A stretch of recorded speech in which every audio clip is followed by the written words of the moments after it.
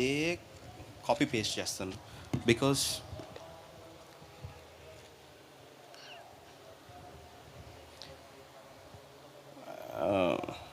ఇది మన జీవితంలో జరగబోయే వాక్యం కాబట్టి చెప్పిన అది అలాగే క్యారీ చేస్తాను. ఓకే. జాన్ 6, జాన్ చాప్టర్ 6, యోహాను సువార్త 6వ అధ్యాయం.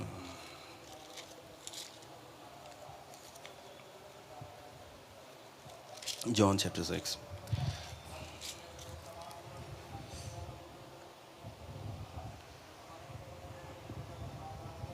సో ఇక్కడ ఏం జరిగిందంటే, ఆయన 5 రొట్టెలు 2 చేపలను తీసుకొని 5,000 మందికి తృప్తిగా పంచిపెట్టాడు అనమాట. ఓకే. వారు తృప్తిగా తినిన తర్వాత ఏమీ నష్టపడకుండా మిగిలిన ముక్కలు పోగు చేయడం తన శిష్యులతో చెప్పాను. వారు భుజించిన తర్వాత మొత్తం 12 గంపెలు నింపిరన్నాడు. అంటే సమృద్ధిగా వాళ్ళకి ఫుడ్ ఇచ్చాడనమాట. ఇప్పుడు 27, క్షయమైన ఆహారం కొరకు కష్టపడకుడి కానీ నిత్య జీవము కలుగజేయు అక్షయమైన ఆహారం కొరకే కష్టపడుడి. మనుష్య కుమారుడు దాన్ని మీకు ఇచ్చును. ఇందుకై తండ్రి అయిన దేవుడు ఆయనకు ముద్ర వేసి ఉన్నాడని చెప్పాను. వారు మేము దేవుని క్రియలు జరిగించుటకు ఏమి చేయవలనని ఆయన అడగగా యేసు వాళ్ళకి క్లియర్గా చెప్పేశాడు. ఆయన్ని పంపిన వాని యందు విశ్వాసం ఉంచండి అన్నాడు. వాళ్ళకి అర్థం కాల. ఓకే. అర్థం కాకపోతే ఆయన పంపినోడిలో విశ్వాసం ఉంచండి అన్నాడు. బట్ వాళ్ళకి అర్థం కాకపోతే ఇంకా ఆయన దాన్ని కొంచెం కాంప్లికేట్ చేశాడు. అసలు అర్థం కాలేదంటే యాపిల్ అని రాశాడు. Next okay.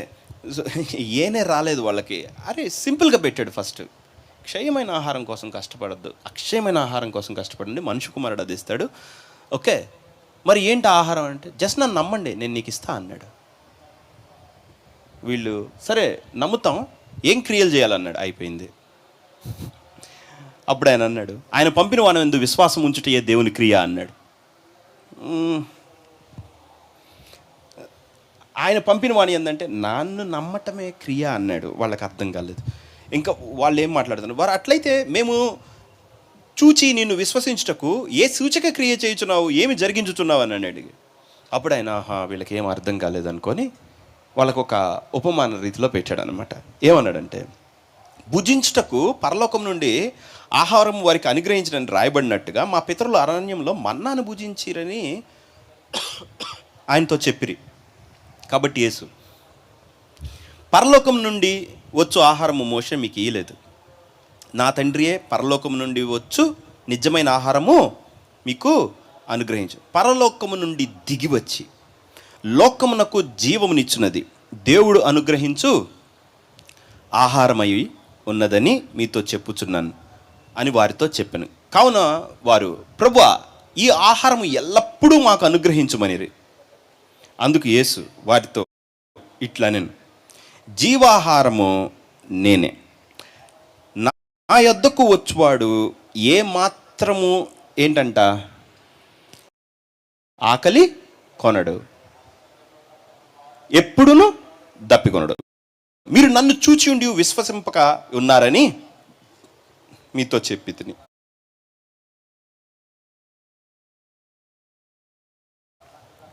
ఇక్కడ వరకు అర్థం చేసుకుంటే చాలు, కానీ వాళ్ళకి అర్థం కాలేదు.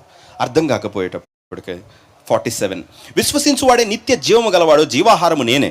మీ పితరులు అరణ్యంలో మన్నా తిని చనిపోయి, ప్రతి వాడును తిని చావుకున్నట్లు పరలోకం నుండి దిగి వచ్చిన ఆహారం ఇదే. పరలోకము నుండి దిగివచ్చిన జీవాహారము నేనే. ఎవడైనాను ఈ ఆహారం భుజించితే వాడు ఎల్లప్పుడూ జీవించును. మరియు నేను ఇచ్చు ఆహారము లోకమునకు జీవము కొరకైన నా శరీరమే అని మీతో చెప్పుచున్నాను. యూదులు ఇతని శరీరం ఎలాగ తినేయగలడని ఒకళ్ళు వాదించుకున్నారనమాట. కావున యేసు ఇట్లను, మీరు మనుష్య కుమారుని శరీరం తిని ఆయన రక్తం తాగాల్సిందే, తాగకపోతే మీరు జీవం గలవారు కారు. ఓకే. నా శరీరం తిని నా రక్తం తాగువాడే నిత్య జీవం గలవాడు, అంతే దినం నేను వాడిని లేపుతాను. నా శరీరం తినకుండా అదే నిజమైన ఆహారం నిజమైన పానమునై ఉన్నది అన్నాడు. త్రాగువాడు నా యందును నేను వాని యందును నిలిచి ఉందును అన్నాడు. జీవం గల తండ్రి నన్ను పంపాను, దీనికి తండ్రి నాకు ముద్ర వేస్తున్నాడు అని చెప్పాడు. అవసరం లేదు, కళ్ళు మూసుకొని ప్రార్థన చేసుకున్నాం. తండ్రి నీ పరిశుద్ధ నామముకు స్తోత్రాలు. ప్రభువా నీ వాక్యం ఇది నాన్న వాళ్ళ హార్ట్స్లో దీవించమని, ఓ బ్లెస్సింగ్ తండ్రి, ఆ ఫలము, ఆ విశ్వాసము, ఆ బిలీఫ్ వాళ్ళకి నువ్వు అనుగ్రహించమని యేసుక్రీస్తు నామమున అడిగి వేడుకొంచున్నాను తండ్రి. ఆమేన్. ఓకే, కూర్చుందాం. John chapter 6 verse 63. ఒకసారి తీయండి. 663 రాకేష్, 663. ఆత్మీయ జీవింపు చేయుచున్నది. 60 నుంచి చదువు. ఆయన శిష్యులలో అనేకులు ఈ మాట విని, ఇది కఠినమైన మాట, ఇది ఎవడు వినగలడని చెప్పుకొనిరి. యేసు తన శిష్యులను దీని గూర్చి సనుకొనుచున్నారని తనకు తానే ఎరిగి వారితో ఇట్లనెను, దీనివలన మీరు అభ్యంతరపడుచున్నారా? అలాగైతే మీరు మనుష్య కుమారుడు మునుపున్న చోటుకి ఎక్కుట చూచిన ఎడల ఏమందరు? ఆత్మీయ జీవింపజేయుచున్నది, శరీరం కేవలం నిష్ప్రయోజనం. నేను మీతో చెప్పి ఉన్న మాటలు ఆత్మయు జీవమునై ఉన్నవి కానీ మీలో విశ్వసించని వారు కొందరున్నారని వారితో చెప్పాను. అప్పుడు ఆయన అన్నాడు, నేను మీతో చెప్పి ఉన్న మాటలు ఆత్మయు జీవమునై ఉన్నమన్నాడు. సో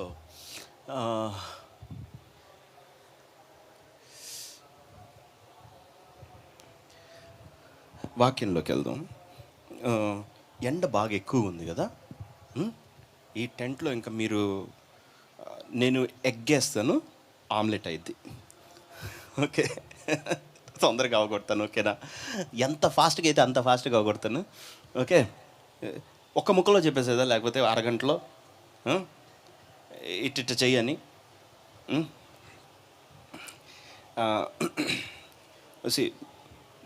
మనకున్న ప్రాబ్లం ఏంటంటే మన థింకింగ్. ఓకే, ఈ టైమ్స్లో డెవిల్ బాగా ఏం చేశాడంటే టెక్నాలజీ బాగా నేర్చుకున్నాడు. అదేంటంటే మనల్ని ఆక్యుపై చేసి పెట్టాలంతే ఈ లోకంతో. ఓకే, సో ఈ లోకము, ఆ సంగతులు, ఇవన్నీ మనలోకి చొచ్చుకొని వచ్చినప్పుడు ముళ్ళన్నీ తీసుకొచ్చి పెడితే విత్తనం ఏమైంది చెప్పండి? ఫలించదు. ఓకే, చచ్చిపోయింది. సో మనం ఎప్పుడు ఆలోచన, సమస్య, ప్రాబ్లం అని థింక్ చేస్తామో అప్పుడు మనం ఈ కళ్ళతో చూస్తున్నాం. ఓకే, అంటే ఒక సమస్యని మనం అందరూ లోకంలో ఉన్న వాళ్ళు ఎలా చూస్తున్నారో మనం కూడా అలాగే చూస్తాం. ఆ ప్రాబ్లమ్స్ క్రియేట్ అయ్యేది ఏ లెవెల్లో? ఇలా చూసినందుకే కదా. కానీ మనం సొల్యూషన్ కూడా ఇట్లా చూసేదేస్తాం. ఓకే, సో లోకం ఎలా థింక్ చేస్తుందో, ఎలా పని చేస్తుందో మనం కూడా అలాగే థింక్ చేస్తాం, అలాగే పని చేస్తాం. సో ఫస్ట్ మనం ఆపాల్సింది మన థింకింగ్. ఓకే, సో ఇప్పుడు ఒక చిన్న టెస్ట్. మీరు ఒక నిర్ణయం ఆవేశంతో చేస్తారా, ఆలోచనతో చేస్తారా? హలో, మీలో ఎంతమంది ఆవేశంతో చేస్తారు, ఎమోషన్స్ తోటి? మీ చేయి పైకెత్తండి. అంటే ఇప్పుడు నేను అన్నాను అనుకుందాం, ఆటోమేటిక్ నీలో ఉన్నాడు వచ్చేస్తాడు కదా. సో ఇప్పుడు మనము ఏం చేస్తున్నాం? మనిషి దేని మీద రిలై అయ్యాడు? ఎమోషన్స్ మీద రిలై అయ్యాడు, వాటి మీద ఆనుకున్నాడు. ఇప్పుడు మనం ఇప్పుడు సమాజం ఏమైందంటే దీన్ని దాటి మనం భలే అనుకొని చెప్పి అది ఇది అని చెప్పి అనలిటికల్ థింకింగ్, క్రిటికల్ థింకింగ్ ఉన్న చెత్త అంతా తయారైంది. దానికి కిలోలు పుస్తకాలు ఉన్నాయి అని చెప్పి మొత్తానికి థింకింగ్లోనే పెట్టారు. ఇప్పుడు ఎమోషన్స్ ఫస్ట్ ప్రాబ్లం మనది. సెకండ్ బిగ్గెస్ట్ ప్రాబ్లం వచ్చి ఈ థింకింగే. ఓకే, ఇందులో ఇప్పుడు నేను సాఫ్ట్వేర్ ఇంజనీర్. నేను మీ అందరికన్నా బ్రహ్మాండంగా ఆలోచిస్తాను నేను.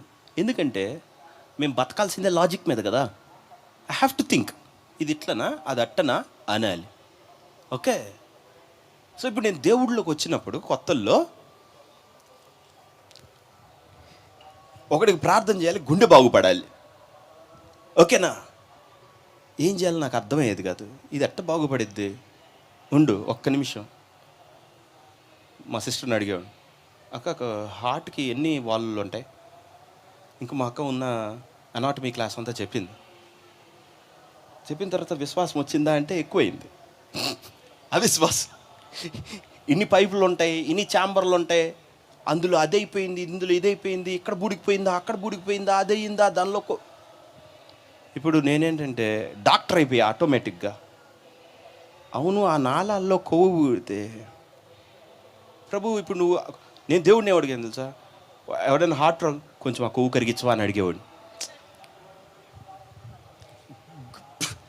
ఎందుకంటే నాకున్న నాలెడ్జ్ అంతే కదా, లాజికల్ బ్రెయిన్ కదా. దేవుడు గుండె తీసి గుండిస్తాడని మనం నమ్మలేంగా. యా, సో నీకేం కావాలి, నమ్ముట నీ వలన అయితే నమ్మువానికి సమస్తం.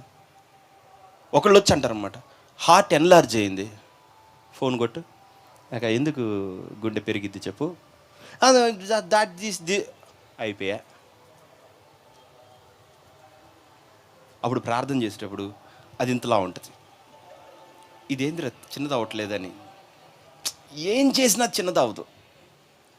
నా పాటలు మామూలుగా లేవు. ఓకే, పడ్డామా, ఏది టెండనా, లెగమెంటా, లేదు ఎముకేనా, ఏది, అది ఎట్టుంటుంది, ముందు చెప్పుంటే వెనకొక ఇక్కడ ఉంది, ఈ ఇట్టుండి దాన్ని నేను డాక్టర్ కన్నా పెద్ద డాక్టర్ అయిపోయాను. ఈ డాక్టర్ అవడం వల్ల నాకేమైందంటే అవిశ్వాసం పూర్తి రేంజ్లోకి వెళ్ళిపోయింది.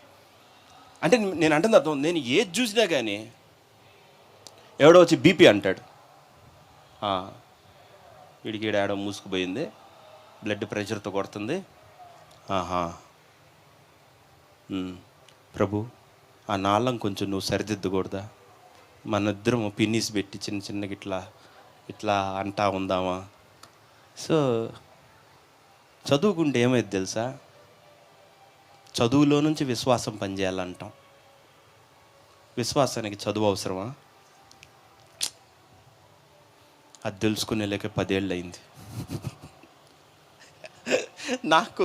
అరే, విశ్వాసం తనంతట తాను పుట్టించిద్దని తెలుసుకోవటానికి 10 years కష్టపడ్డానా. ఎందుకంటే చదువు, అందుకే నాకు అసలు చదువుకోవద్దనిపిస్తుంది. ఓకే, గురజాడ అప్పారావు లేకపోతే శ్రీశ్రీనో గుర్తొస్తాడు, గుర్తొచ్చి చదువెందుకు అదా ఇదా ఇవన్నీ గుర్తొస్తాయి. అప్పుడు చదువుకోని వాళ్ళని చూసా, అబ్బో ఇది మరి మూర్ఖత్వం, అమ్మో వద్దు, చదువుకొని చెడిపోవటం మంచిది చదువుకోకుండా చెడిపోయే కన్నా.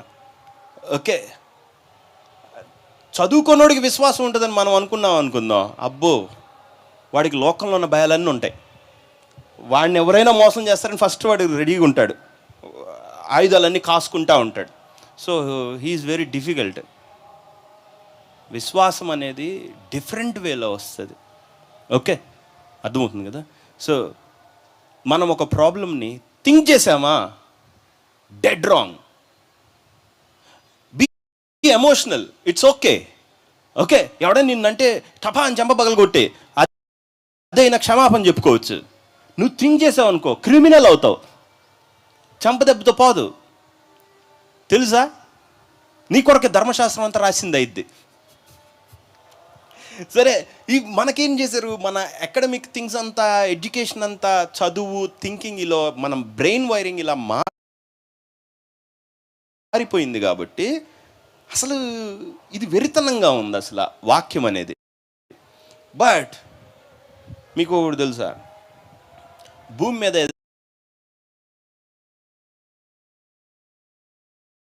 ఏదన్నా పవర్ ఉందంటే, ఏ పవర్కైనా పవర్ వస్తుందంటే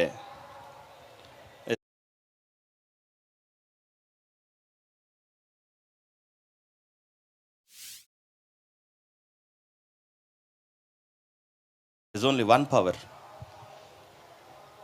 అది ఎవడును ఎప్పుడును ఎన్నడూ చూడలేదు, దాని అంతం ఎవరు తెలుసుకోలేదు. దాని పేరేంటంటే resurrection power. Okay, the power of resurrection. Okay, so ఆ తిరిగి లేవటం అనే శక్తి యేసుక్రీస్తులో తండ్రి వినియోగపరిచిన బలాతిశయం అన్నాడు. Okay, the exceeding greatness of his power అన్నాడు. ఓకే, దేవుడు మాటతోటి సమస్త సృష్టిని చేస్తే అవన్నీ కాదని యేసుక్రీస్తులో ఒకదాన్ని చేశాడంట. అది ఎలా ఉంటుంది తెలుసా, exceeding greatness of his power అన్నాడు. అంటే దేవుని గొప్పతనానికి ధీటైన పవర్గా ఉంటుంది అన్నమాట.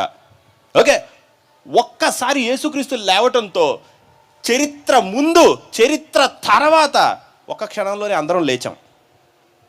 అర్థమవుతుందా? ఇది ఒకరోజు యేసుప్రభు వచ్చేటప్పుడు మేనిఫెస్ట్ అయ్యిద్ది, అంతే, ప్రత్యక్షపరచబడుతుంది. కానీ మనం అందరం ఎప్పుడు లేసాం? ఆయనతోనే లేచి తన కుడి పార్శ్వమున కూర్చుండా పెట్టుకొని ఉన్నాడు అన్నాడు. సో అంత super power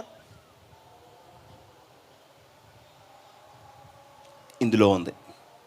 but we don't know how to tap in to that. దానిలోకి మనం ఎలాగా ఈల్డ్ అవ్వాలో, దాన్ని ఎలా సాధకం చేయాలో మనకి తెలియదు. ఓకే, సో మీరు ఒక కుక్క పిల్లను కొన్నారనుకుందాం. ఆ కుక్క పిల్లను కూడా మురిపిస్తారు, అదేమో నీకు డబ్బులు ఇచ్చిద్దా? అది కుక్కను కూడా టేమ్ చేసుకుంటాం, కానీ హృదయాన్ని టేమ్ చెయ్యం. అరే నువ్వు విను అని చెప్పలేం మన హార్ట్కి. ఓకే, విల్ ఆల్వేస్ థింక్, లేదా విల్ బి ఎమోషనల్, ఇంపల్సివ్గా ఉంటాం. ఓకే, సో ఈరోజు నాకు చెప్పింది నేను చెప్తాను. నాకు 2 వారాల క్రితము, 2 వారాలు అయింది, 2 వీక్స్ బ్యాక్ దేవుడు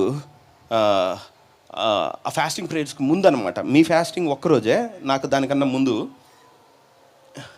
ఏం చెప్పాడంటే, నేను నవంబర్ నుంచి ప్రేయర్ చేసేటప్పుడు, అంటే November 29th 31st December 31st కోసం అందరిని పిలిచి మాట్లాడాను. ప్రేయర్ చేసేటప్పుడు నేను చెప్పాను, ఏదో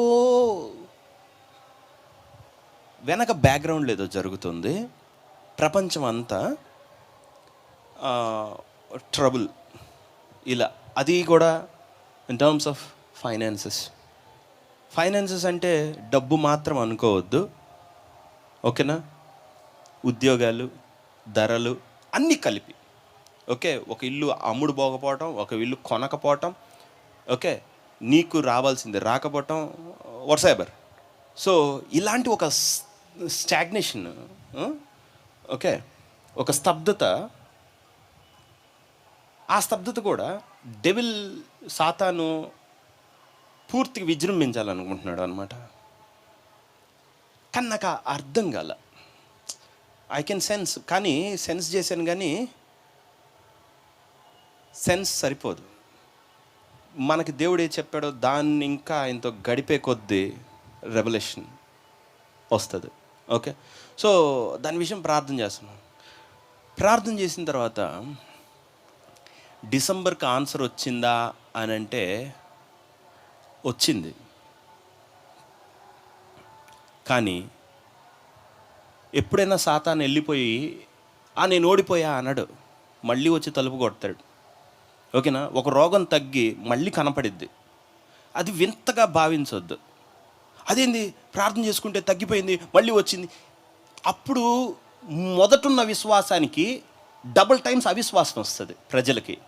ఇట్స్ జస్ట్ న్యాచురల్, గుర్తుపెట్టుకోండి. ఎందుకంటే నీ విశ్వాసం ఒకసారి పరీక్షింపబడిందంటే 5 సార్లు కూడా పరీక్షింపబడిద్ది. అర్థమవుతుందా?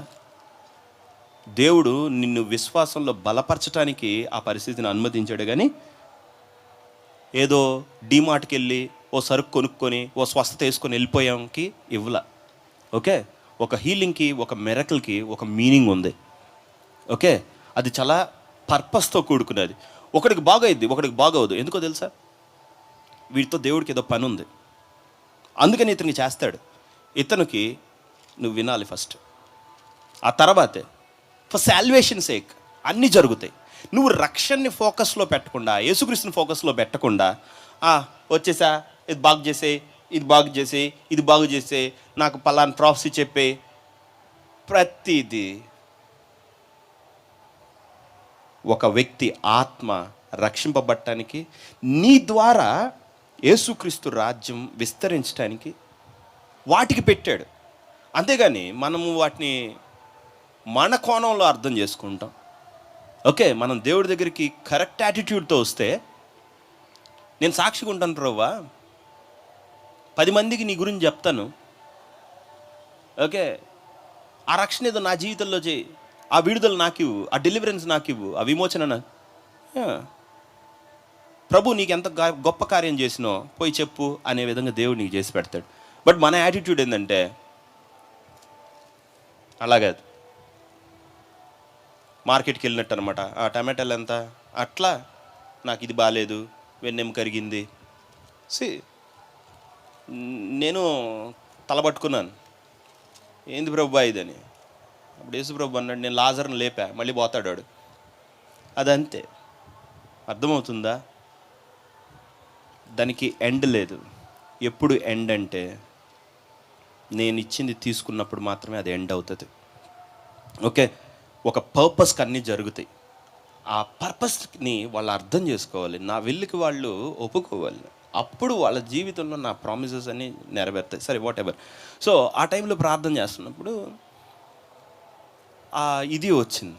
సార్ జాన్ అవగొట్టి, ఫెబ్ అవగొట్టి, మార్చ్ అవగొట్టి, ఏప్రిల్కి వచ్చిన తర్వాత దేవుడా ఇన్ని నెలల నవంబర్, డిసెంబర్, జనవరి, ఫిబ్రవరి, మార్చ్, ఏప్రిల్ 6 months దీనికి ఒక ఆన్సర్ ఎండ్ పెట్టు అని అన్నాను. నేను ఎప్పుడైతే నవంబర్లో అబ్బా ఇదేదో తేడా అన్నానో ట్రంప్ గెలిచాడు. ఓకే, అండ్ డొనాల్డ్ ట్రంప్ అంటే వన్స్ అపాన్ ఏ టైం నేను దేవుడిని అంతగా తెలుసుకున్నప్పుడు నా favourite. Okay, the art of the deal, ఈ పుస్తకాలన్నీ ఉండే అవన్నీ చదివేవాడిని. అప్రెంటిస్ షో వచ్చేది, ఓకే, సిఎన్బిసిలో. అక్కడే యో ఫైడ్ అనే పదం అన్నమాట. ఎవ్రీ వీక్ వస్తుంది అనమాట సిఎన్బిసిలో. Okay, apprenticeship money money money అని ఇది వచ్చింది. సో దానిలో డొనాల్డ్ ట్రంప్ 3 సంవత్సరాలు 4 సంవత్సరాలు చూశాను. వాటన్నిటి తర్వాత అతను తెలిసిన తర్వాతే 2016లో ప్రెసిడెంట్ రేస్కి నుంచున్నాడు. సో నేను 2016లో వీడింత క్యాపబుల్ కదా, వస్తే బాగుండిద్ది అనుకున్నాను. అలాగే ప్రార్థన చేశాను, అదే అయ్యింది. ఆ తర్వాత నాకు అసలు అమెరికా మీదే పోయింది. అమెరికానే నచ్చకుండా పోయింది. I mean to say America నచ్చకుండా పోయింది అని అంటే నా ఉద్దేశం, నేను అమెరికన్స్ని లేకపోతే దేశాన్ని నేనేం అంటలేదు, కానీ నేను అంటుంది ఏంటంటే అమెరికా చేస్తుంది తప్పు. ఓకే, అది ట్రంప్ కాదు, ఇంకోడు కాదు, ఎవడొచ్చినా అమెరికాని కాపాడలేరు. ఓకే, యా పట్టిద్ది, 10 ఏళ్ళు పట్టిద్ది. 10 ఏళ్ళ తర్వాత అమెరికా దాని డౌన్ టౌన్కి వెళ్తుంది. ఓకే, సో ఇప్పుడు ట్రంప్ వచ్చాడు. వచ్చిన తర్వాత ఈసారి నాకు అస్సలు విశ్వాసం లేదు. ఎందుకంటే అమెరికా పరిస్థితి హల్లెలూయా అసలు దైవార్పితంలో ఉంది. దేవుడే దాన్ని కాపాడాలి తప్ప ఇంకెవడు కాపాడలేడు అమెరికాని. సో అలాంటి దిక్కుమాలిన స్థితిలో ఉంది. పైన పట్టారం లోన లట్టారం అన్నమాట. ఓకే, తెలుగులో ఇంకోటి ఉంది కదా, పేరు గొప్ప, అది రైట్. సో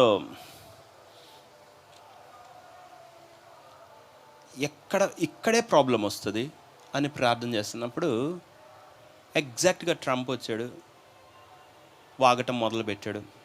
జనవరి అంతా సర్వనాశనం చేశాడు.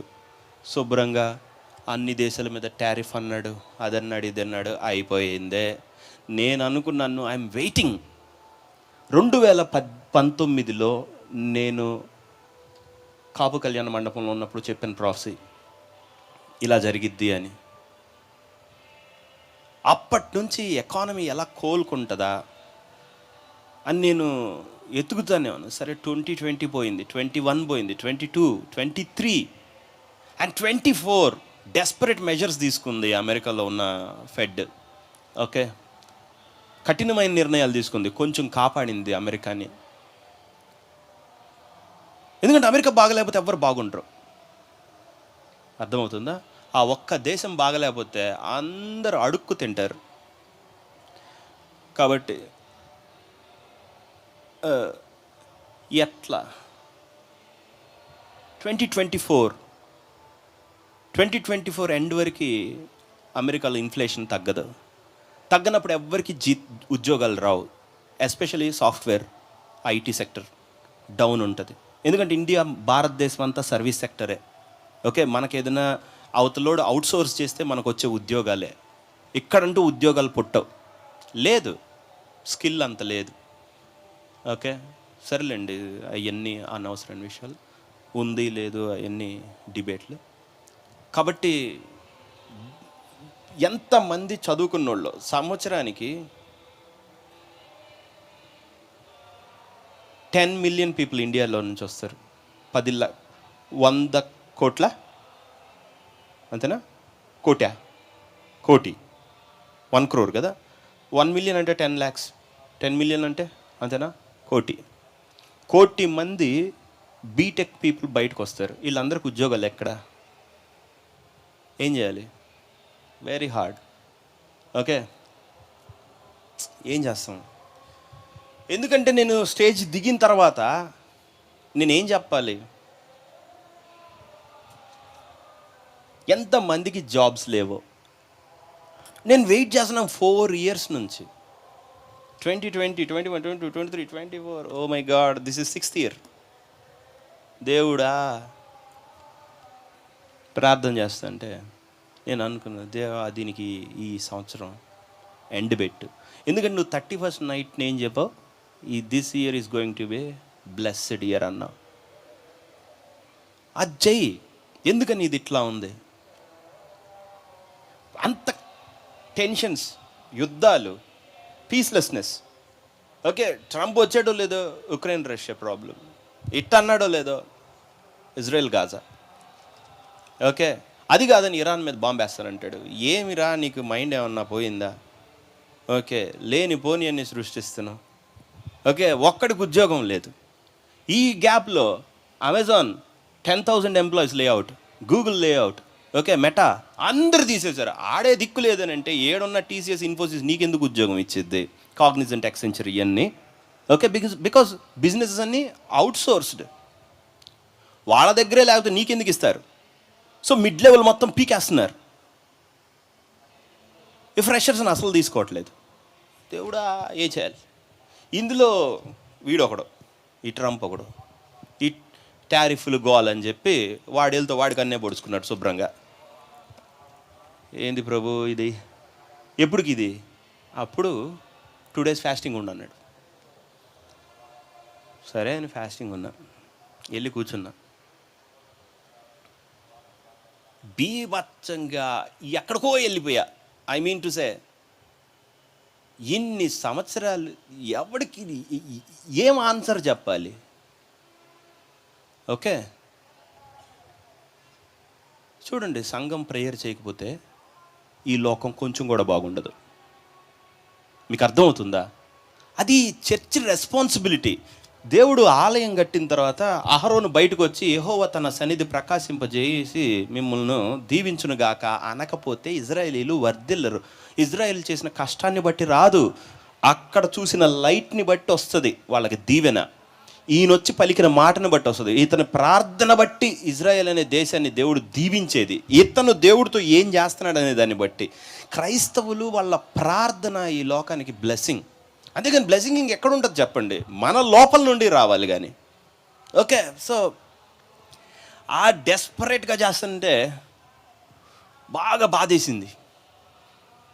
మాటలు లేవు, ప్రార్థన రావట్లా, ఎక్కడికో. ఏంది ప్రభువా? అలాగే కళ్ళు తెరుస్తున్నా. ఆకాశంలో పెద్ద పేపర్, 26వ అధ్యాయం. ఓకే, దాన్ని అక్కడ ఏముంటుందో నాకు తెలుసులే అనుకొని, కానీ గౌరవించాలి కాబట్టి దేవుడిని, ప్రభు నేను నీకు చూడకుండా చదివి చెప్పేస్తుందా అన్న. ఆవిడేముంటుందో సరే చదివా. అప్పుడు దేవుడు నాకు వాక్యం చూపించాడు. ఓకే, నాకు ఎప్పుడైతే దేవుడు ఇంక నేను దీన్ని పరిష్కరిస్తున్నానని చెప్పాడో అప్పటి నుంచి things started to change. Okay, 2 weeks back, 2 వారాల క్రితం. అర్థమవుతుంది కదా? హలో, ఉన్నారా లేదా? అది నేను లాస్ట్లో చెప్తాను. నాకు చెప్పిన ఇంకోటి కూడా ఉంది, ఆ ఫార్వర్డ్ లుకింగ్ థింగ్. రెండు విషయాలు మీకు చెప్పాలి. సో దానికి తగ్గది ఆ పామ్ సండే ఉంది కాబట్టి ఆ రోజు సమయం అది కాదని నేను చెప్పలేదు. మొన్నేమో పునరుద్ధానం దినము, సండే, రిజరెక్షన్ సండే, అందుకని ఆ రోజు చెప్పలేదు. ఈరోజు నేను చెప్పాలనుకుంటున్నాను. ఓకే, అది ఏంటంటే దేవుడు మనకి విస్తారమైన కోత సిద్ధపరిచాడు. Okay, this is going to be a good year. అర్థమవుతుందా? ఎన్ని చెడులైనా జరగనండి, చెడు పోతుందని నేను చెప్పట్లేదు, కానీ ఇరుకులో విశాలత ఆయన నీకు చేస్తున్నాడు.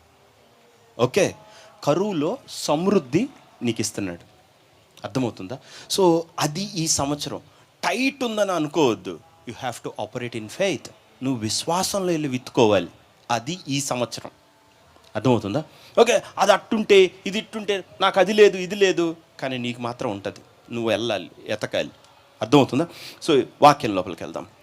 సో దేవుడు అది నాకు చెప్పాడు. నాకు చెప్పిన లెసన్ యాజ్ ఇట్ ఈజ్ నేను మీకు ఇస్తా.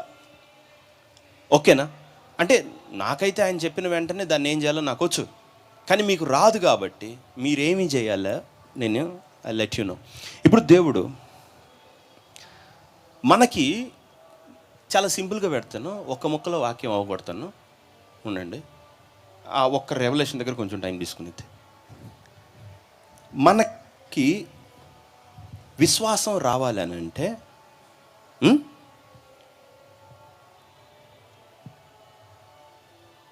నమ్మటం స్టార్టింగ్ పాయింట్ కాదు. ఎట్లా దేవుడు మనతో స్టార్ట్ చేస్తాడంటే, విశ్వాసం అనేది ఎప్పుడైతే నీకు వస్తుందో వచ్చిన మరుక్షణం నువ్వు చూస్తావు.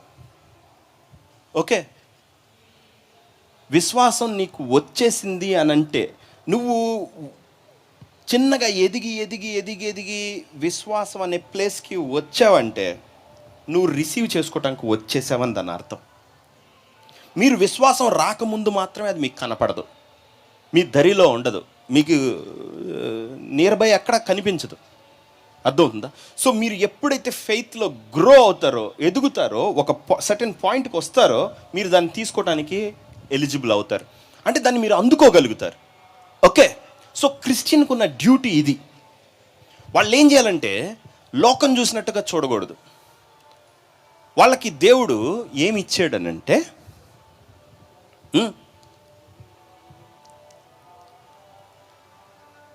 వాక్యం. మనం లోకంలో మనీ సర్క్యులేట్ అయ్యిద్ది, currency or any other material. కానీ దేవుడు వచ్చి మనకేమన్నా ఇవ్వాలి అని అంటే, ఇదిగో తీసుకో అని నీకు ఆ ప్రోడక్ట్ ఇవ్వడు, మెటీరియల్ ఇవ్వడు. దేవుడు తన మెటీరియల్ నీకు ఇస్తాడు. పరలోక సంబంధమైన ఆ పదార్థం నీకు ఇస్తాడు. అర్థమవుతుందా? పరలోక సంబంధమైన ఈ లోక సంబంధం కానీ దేవుడే అయిన ఆ పదార్థం ఏంటంటే, that substance is the word of God. దేవుని వాక్యము దేవ పదార్థం. అర్థమైందా? దేవుడే ఇంకా పదార్థం. హలో, ఉన్నారా? సో వాక్యం అనేది మీరేంటంటే ఇలా చూస్తారు, వాక్యం. సో ఇప్పుడు వాక్యాన్ని మనం ఏం చేస్తామంటే ఎన్ని మాటలు, అక్షరాలు. ఓకే, ఈ వాక్యం ఇప్పుడు ఎక్కడ ఉంటుందంటే తీసుకెళ్ళి మనం షెల్ఫ్లో పెడతాం. అర్థమవుతుందా? కానీ దేవుని మాట ఇక్కడ ప్రింట్ చేయగలిగినట్లు కాదు, ఏదో అక్షరాలు రాసినట్టు కాదు. దేవుని వాక్యం పాత నిబంధనలు ఆయన ఏమన్నాడు తెలుసా? రాళ్ల మీద చెక్కిచ్చాడు పోకుండా. అంటే వాళ్ళ హృదయం మీద, అప్పుడు రాతి హృదయం కాబట్టి రాశాడు.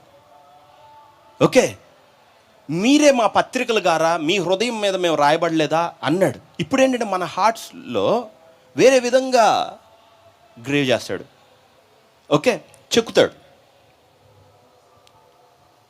సో మన అప్రోచ్, ఒక హిందూ ఉన్నాడు, ఒక ముస్లిం ఉన్నాడు అనుకుందాం. అతను లోకాన్ని తన శక్తి, సామర్థ్యం, తెలివితేటలతోటి అప్రోచ్ అవుతాడు. బట్ మనము ఓకే, ఈ లోకంలో ఉన్న ఏ సమస్యకైనా దేవుడు సబ్స్టెన్స్ తోటి అప్రోచ్ అవ్వాలి. దేవుడు సబ్స్టెన్స్ ఏమని చెప్పాను? అది వాక్యం అనేది దేవుని సొంత పదార్థం, లోపల నుంచి వచ్చింది. ఓకే, ఇంకా అది ఆయన. సో అది మనకు దేవుడు ఎలా ఇస్తాడంటే ఒక విత్తనం లాగిస్తాడు. ఓకే, ఆ విత్తనాన్ని మనం మట్టిలో వేసామనుకుందాం, ఏం చేస్తుంది? అది వేరు తీసుకుంటుంది. ఇన్ ద సేమ్ వే అది టైం పడుతుంది. ఆ మట్టిని చీల్చుకొని లోపలికి వెళ్ళటానికి టైం ఎలా పడుతుందో, ఈ వాక్యము ఈ పుస్తకంలో ఉందనుకుందాం, బైబిల్ అంటాం. ఓకే, ఆ వాక్యమే మన మైండ్లో ఉందనుకుందాం, ఏమంటాం? మెమరీ పవర్ అనాలి. అదే ఆ వాక్యం నిజంగా నీ హృదయంలో నివసించింది అనుకుందాం, అప్పుడేమనాలి చెప్పండి? పేరు తెలుసా? ఈ వాక్యం మీ హృదయంలో నివసిస్తే దానికి ఓ పేరుంది, ఆ పేరుని నాలెడ్జ్ అంటారు. అర్థమవుతుందా? సో నీకు ఫలానది ఎలా చేయాలో తెలీదు. ఎప్పుడైతే ఈ వాక్యం వచ్చి నీ హృదయంలోకి ప్లేస్ తీసుకుంటుందో, now you have knowledge. But you don't know how. కానీ నీ దగ్గర విత్తనం ఉంది, పరిస్థితికి జవాబు. కానీ నీకు అది ఎలా చెయ్యాలో తెలీదు. अब बनो सिर्फ यार से सुपरस्टार एवरीडे विद తెలివితేటలు, మెమరీ పవర్లు ఎక్కువ ఉన్నట్టు భలే వర్సలు చెప్తున్నట్టు, కానీ వాక్యము నిజంగా ఆ హృదయం లోపల నివసించింది అనుకుందాం, ఆటోమేటిక్గా అది నిన్ను కంట్రోల్ చేయటం స్టార్ట్ చేస్తుంది. అర్థమవుతుందా? సో ట్రూత్ అనేది ఎలా ఉంటుందంటే, you cannot unlearn truth, you cannot overlook truth.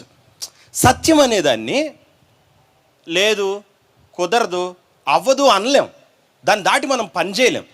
So దేవుని వాక్యం ఎట్లుంటుందంటే, నీ హృదయంలోకి అది వెళ్ళిపోయిన తర్వాత, వేరు తీసుకున్న తర్వాత నువ్వు కాదు చేయలేవు, అలా ఉండకుండా ఉండలేవు. సో మనిషి చేంజ్ ఎక్కడ తెస్తాడు? విడుదల అన్నీ.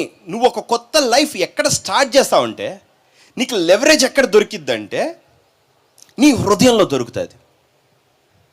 ఓకే, నీకు నాకు తేడా ఏంటి? నీకు ఒక విశ్వాసికి తేడా ఏంటి? Just heart, the meditation of his heart. తన హృదయ ధ్యానం నీ హృదయ ధ్యానం కాదు, అంతే. అర్థమవుతుందా? నీకు నాకు దూరం ఎంత? నా వేరు లోతు ఎంతో నీ వేరు లోతు అంత కాదు. అర్థమవుతుందా? మర్రి చెట్టు లోతు ఎంత? ఓకే, అర్థమవుతుందా? ఏదో ఉండే ఒక బోన్సాయి మొక్క ఒకటి పెట్టావు అనుకుందాం, దాని వేరు లోతు ఎంత? ఎంత. మీకు అర్థమవుతుందా? సో దాని ఫలం ఎందుకని ఒక పెద్ద చెట్టు అన్ని ఫలాలు ఫలిస్తుంది? దాని వేరు అంత లోతుగా ఉంది.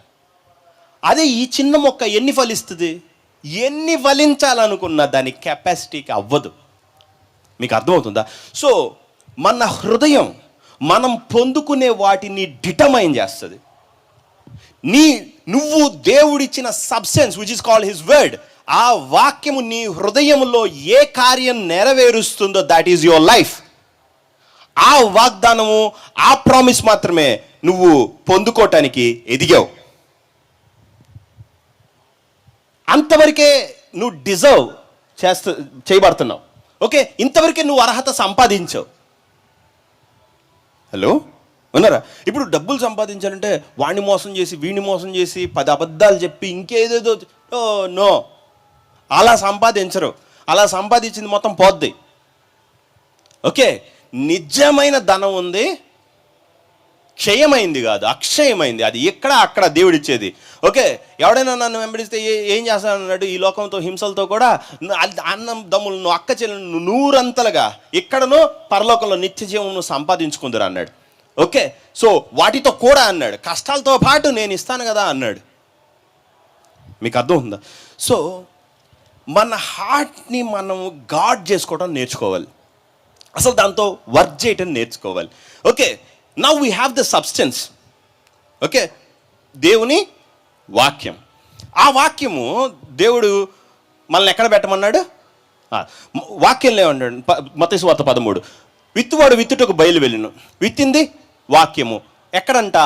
హృదయంలో. ఎందుకంటే హృదయంలో అక్కడ ఆయన రాయలా, ఎక్స్ప్లెనేషన్లోకి వెళ్ళినప్పుడు చెప్పాడు, విత్తినది వాక్యము.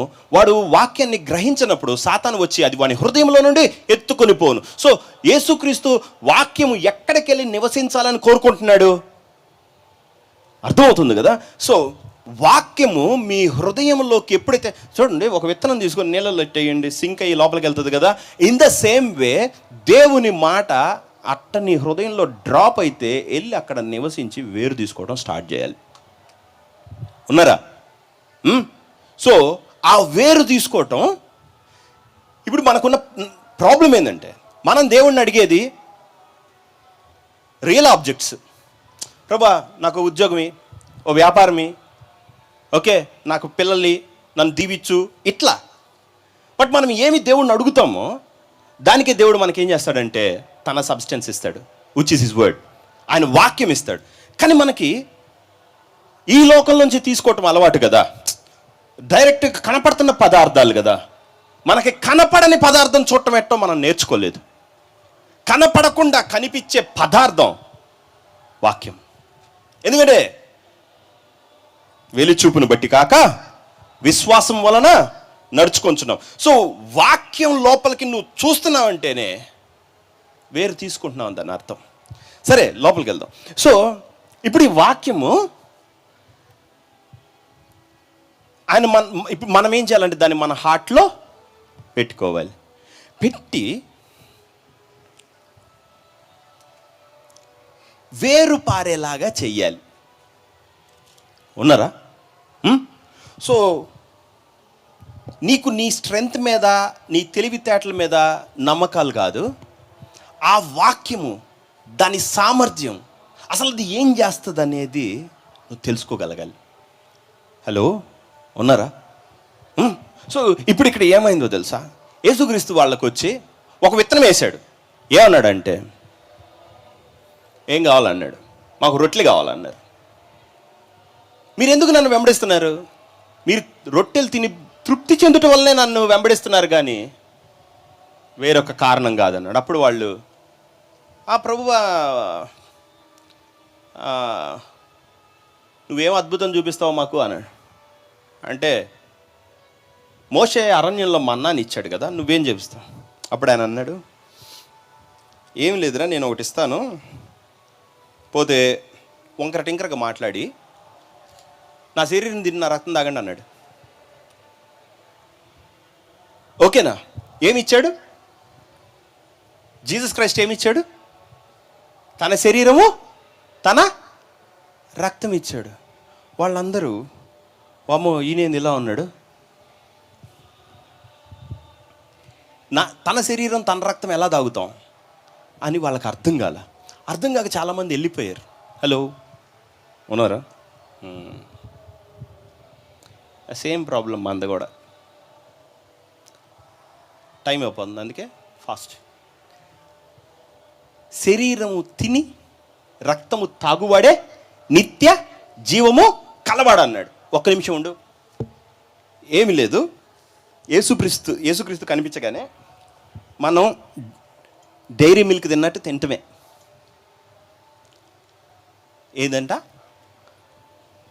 అది కిట్ క్యాట్ ఉంటాయి కదా. ఓకే,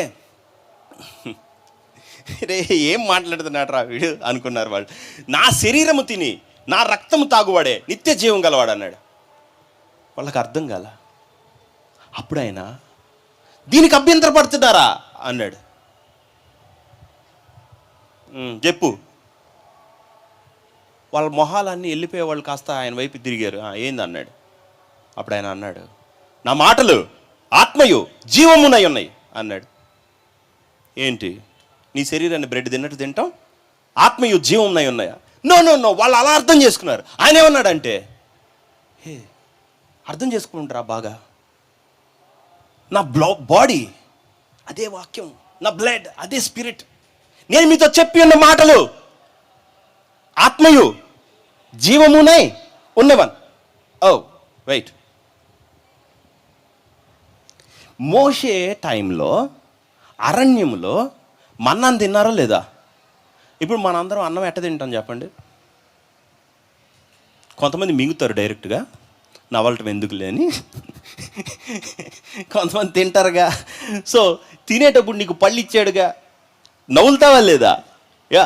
సో మనం అరణ్యంలో మన్నా పడితే అందరూ ఒమేరంతా కూర్చుకొని తిన్నారు. యా, తింటుంటే అది డైజెస్ట్ అవుతుంది కదా, లోపలికి వెళ్తుంది కదా. అప్పుడు వాళ్ళందరూ అనుకున్నారు, ఓ మనం బ్రతకాలంటే మనం అన్నం తినాలనుకున్నారు. ఓకేనా? యేసుక్రీస్తు ఏమన్నాడంటే వచ్చి, అరే మీరు మన్నా తిన్నందువలన బతకలేదు, మనుషుడు రొట్టె వలన మాత్రం కాక దేవుని నోటి నుండి వచ్చు ప్రతి మాట వలన జీవిస్తారని మీరు గ్రహించినట్లు మిమ్మల్ని అణచి మీకు ఆకలి కలిగేసి మీరైనా మీ పితరులు ఎరగని మన్నాతో నేను మిమ్మల్ని పోషించాను అన్నాడు. అంటే ఏంటి? నా మాటతోటి మన్నా వచ్చింది. మాటలో ఏముంది? మన్నా ఉంది. మీకు అర్థమవుతుందా? రైట్. సో అప్పటి వాళ్ళు కూడా మాట తినే బతికారు.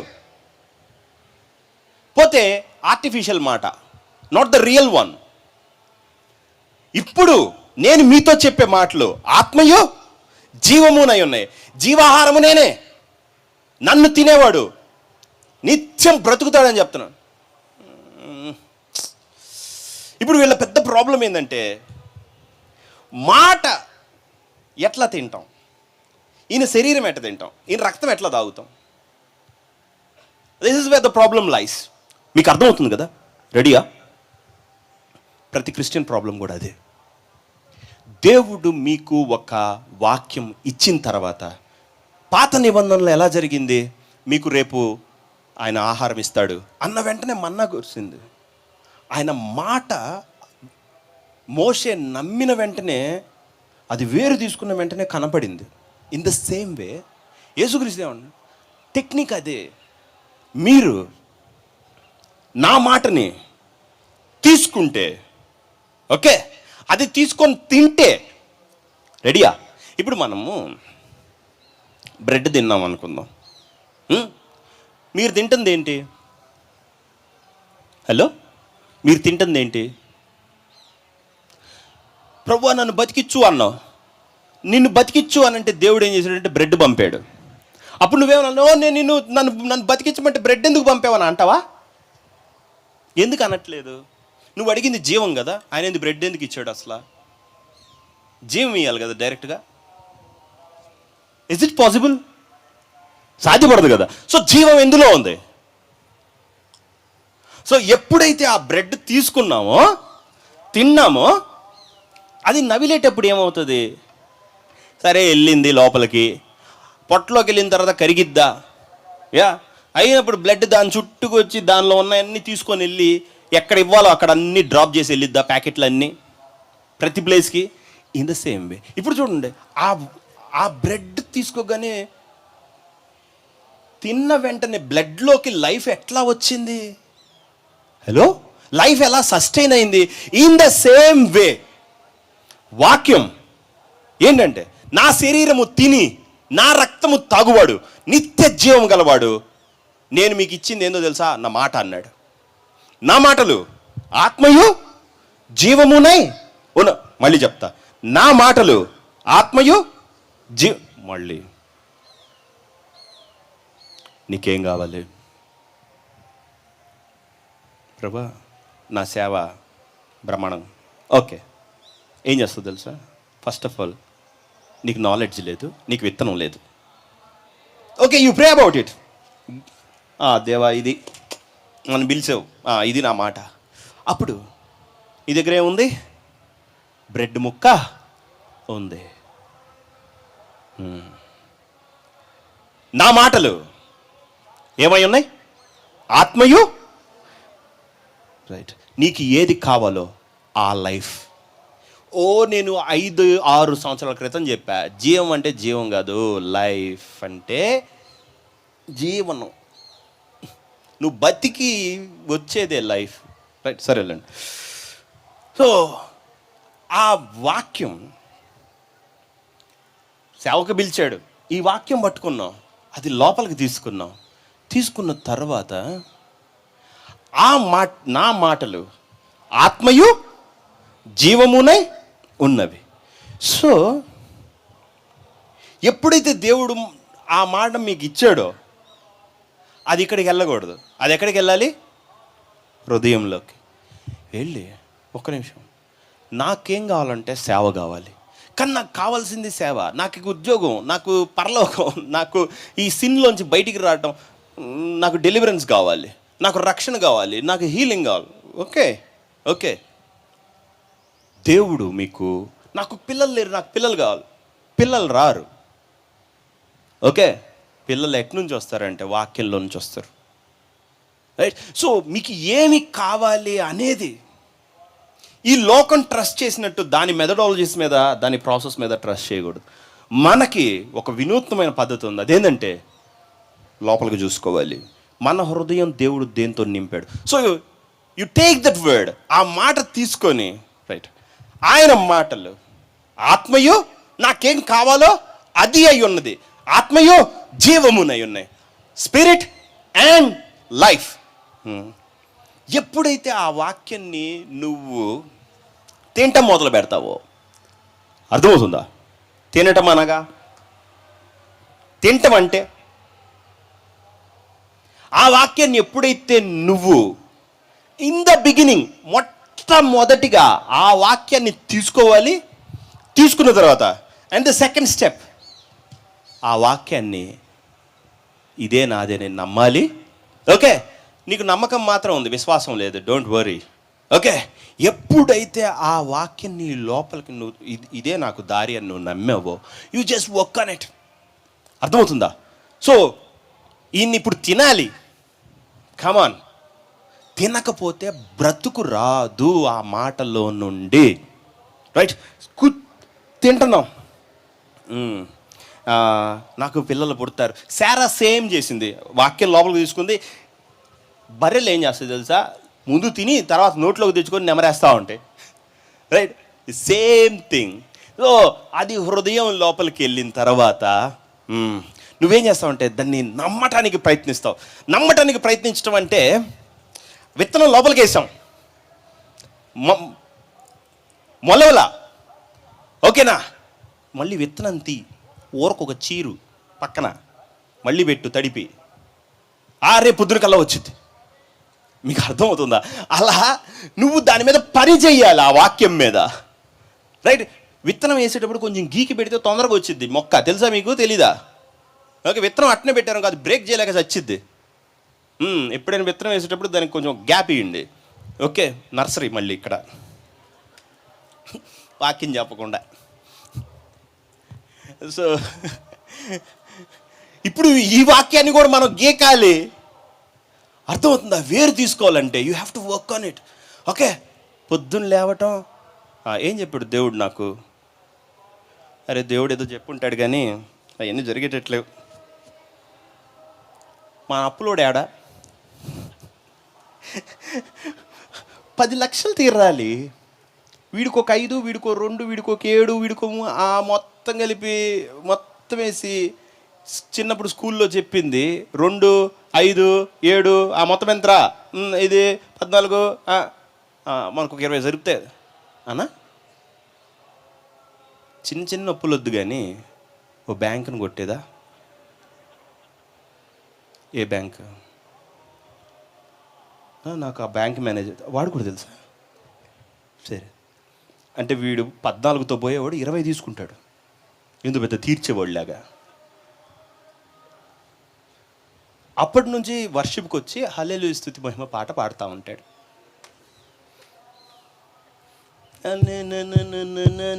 పోయినాయి ఇక మొత్తం లేలి కదా.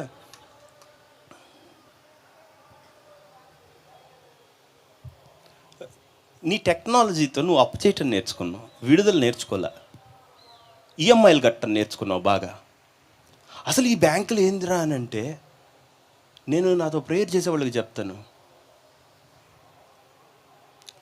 ముట్టెగట్టి సిబిల్ స్కోర్ అంట. ఏంటి నువ్వు ఎంత వెదవో తెలుసుకోవటానికి అది స్కోరు. వీడు ఎంత ఈడియట్ అంటే, రే వీడు 700 నుంచి 800 లోపు ఉంటాడు, వీడు మంచి ఈడియట్ రా, నెల నెల మనకు కడుతుంటాడు ఎదవి వీడు ఫూలు. మళ్ళీ తగ్గిపోతుంది అనుకో, ఈ ఎదవకి నచ్చదు, ఓ నా క్రెడిట్ స్కోర్ అందుకే అనింది వెదవ గబగబ డబ్బులు కట్టేసి మళ్ళీ నేను ప్యూర్ వెదవా అంటాడు. అరే నువ్వు నా చేతిలో వెర్రి గొర్రె అవటానికి నీకు ఆ స్కోర్ కార్డు పెడితే, నేను ఒక్క ఇన్స్టాల్మెంట్ కూడా అబ్బా ఇంత నిజాయితీ యేసు ప్రభు దగ్గర పెడితే నువ్వు ఏం స్కోర్ అది? సిబిల్ స్కోర్. యా సిబిల్, దాన్ని మెయింటైన్ చేసుకోవడంలో ఉన్నారు అమ్మ బిజీగా.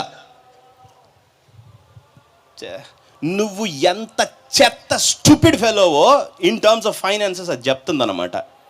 అమ్మా వాళ్ళకి నువ్వు నమ్మకమైనోడివా చూస్తున్నారు, నువ్వు ఎంత నమ్మకమైనోడివి కాదని. వీడు అసలు ఇంత పనికి మాలినోడు అనే స్కోర్ అనమాట అది. నీకెంత ఉంది? చాలా ఉందా? ఇదేదో అరే నేను ఎగ్జామ్ రాసేటప్పుడు కట్ ఆఫ్ ఉండేది మాకు, ఎక్కువ వచ్చినా తీసుకోరు తక్కువ వచ్చినా తీసుకోరు. 75 to 85 ఉంటే వాడే తెలివైనోడు, 85 దాటితే కాపీ కొట్టాడని, 75 కింద వస్తే చదవలేదని. మనోళ్ళు కూడా మేధావులుగా 750 850 అయినా కరెక్ట్ స్కోరు అందులో మెయింటైన్ చేస్తుంటారు. ఎన్ని దారులు ఎతుకుతామో ఈ లోకంలో, వాడిని పోయి అడిగి వీడిని పోయి. అమ్మా ఇది వేరు తీసుకోకపోతే పని కాదు, అర్థమవుతుందా? రైట్. సో ఇచ్చాడా రొట్టె వాక్యము, గాడ్ సబ్స్టెన్స్, నువ్వు దాన్ని తినటం మొదలుపెట్టు అంటే ఒప్పుకో, ఫస్ట్ నమ్మటం స్టార్ట్ చేయి, యు కన్ఫెస్ ఇట్. ఓకే చూడండి, నేను ఇది ప్రాక్టీస్ చేశా. నేను కాదు, నేను చాలామందికి చెప్పి, నా దగ్గరికి వచ్చేటప్పుడు వాళ్ళు ఏ యాటిట్యూడ్తో వస్తారంటే, మొత్తం నాకు ఎవడైనా మొత్తం పోయిందంటే మనసులో నవ్వుకుంటా అట్లా ఉండాలనిపిస్తుంది. అదొక థ్రిల్ నాకు. అందులో వచ్చి అమ్మ ఏడ్చింది అనుకో, అసలు అబ్బా ఆనందం నేను తట్టుకోలేను అసలు. ఆమె నాకు సమస్య చెప్తుందని ఫీల్ అవుతుంది, నేను నీకు బాగా జరిగింది అనుకుంటా ఉంటాను మనసులో.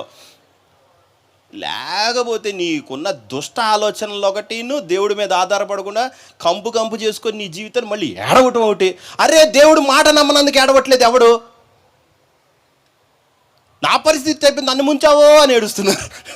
ఇదేంది అసలు విచిత్రంగా. Right. Yeah okay okay okay ప్రభు వస్తున్నా, మర్చిపోతానేమో అందుకే గుర్తు చేశాడు. సరే ఓకే. సో ఏం చేయాలంటే ఆ మాటని నమ్మాలి.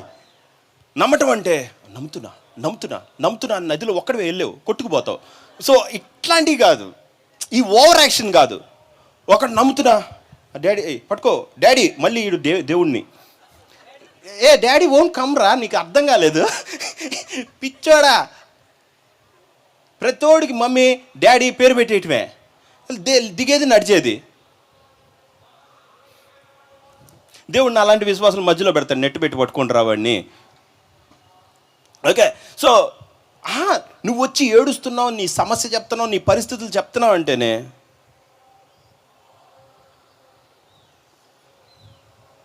ఈ పిల్ల ఏం చేసిందంటే పులిసిన పిండితో జాంగ్రీ వేసి ఇప్పుడే దాన్ని పాకంలో పెట్టి బయట ఎండిపోతే మళ్ళీ దాని మీద పాకం వేసి, అన్న ఇది ఫ్రెష్ అని చెప్పి నాకు ఇస్తుంది. అంటే టూ మచ్ ఎడిక్టెడ్ అన్నమాట అసలు. ఓకే ఈ లోకంకి అసలు మీకు లోకాన్ని ఎంత నమ్ముతున్నారనే దానికి మీకు గిఫ్ట్లు, రివార్డులు, మెరిట్లు, ఓకే, వీరచక్ర గీరచక్రాలు ఇస్తే మీరందరూ ఫస్ట్ వస్తారు. యేసుక్రీస్తుననే కానీ నిన్ను నువ్వు నమ్ముకోవటంలో పోటీ పడతారు. Right? So that is not the way. Okay, కొంతమంది ఏడిస్తే ప్రాబ్లమ్స్ పోతాయి అనుకుంటారు, పెరుగుతాయి. ఎందుకంటే నువ్వు అవిశ్వాసాన్ని పెంచుతున్నావు. You have to kill that habit. ఆ బ్యాడ్ హ్యాబిట్ నువ్వు చంపాలి. నీకు ఏడుపు వస్తుంది అనుకుందాం, ఓకే, ఏడ్చామనుకుందాం, నాకు ఏడవటం అనే ఒక హ్యాబిట్ వచ్చి అవిశ్వాసం అనేది వేరులు బాగా తీసుకుంటుంది. I deny. కష్టం. నేను వాక్యం ఏడుస్తా, ఏడ్చే బదులు. అర్థమవుతుందా? రైట్? సో నేను కొంతమందికి ప్రాక్టీస్ చేసి చెప్పేవాడిని. వచ్చిన తర్వాత అంటే సేవకు వచ్చే కొత్తల్లో అందరి మైండ్ ఎట్లుంటుందంటే, అంటే గొర్రెలు, ఓకే, ఆస్ట్రేలియా గొర్రెలు, అమెరికా, ఫ్రాన్స్, అన్ని గొర్రెలు వస్తాయి. అన్ని గొర్రెలు వచ్చినప్పుడు ఒక్కొక్క గొర్రె అలవాటు ఒక్కొక్కలా ఉంటుంది. కాబట్టి ఒకడేమో అంటాడంటే, అరే ఇటు కూర్చో అని అన్నప్పుడు వాడి కింద బాచిపట్లు వేసుకో, ఇది కొంచెం ఎక్కువ జీవిస్తుంది ఈ గొర్రె, ఓ నా ప్రభువా. ఇంకో గొర్రె వచ్చి అబ్బక్కని మోకాలు వేస్తుంది మన ముందు, అబ్బో కష్టమే. ఒకడు అయ్యగారు, ఇదే ఇవన్నీ నేను అడిగానా? సో టూ మచ్ అంటే గొర్రె చేష్టాలు, అతి అంటే ఇవన్నీ ప్యూర్ బ్రెడ్ కాదు, కల్తీ బ్రెడ్. సో వాళ్ళ విధానంలో దేవుడిని నెరవేర్చడం అనమాట. సో ప్యూర్ బ్రెడ్ చెయ్యాలి ఇప్పుడు వాళ్ళని. సో ఏం చేస్తాను, మొత్తాన్ని నీకెంత కావాలరా అన్న, ఒక 50,000 ఉంటే ఆటోగలు.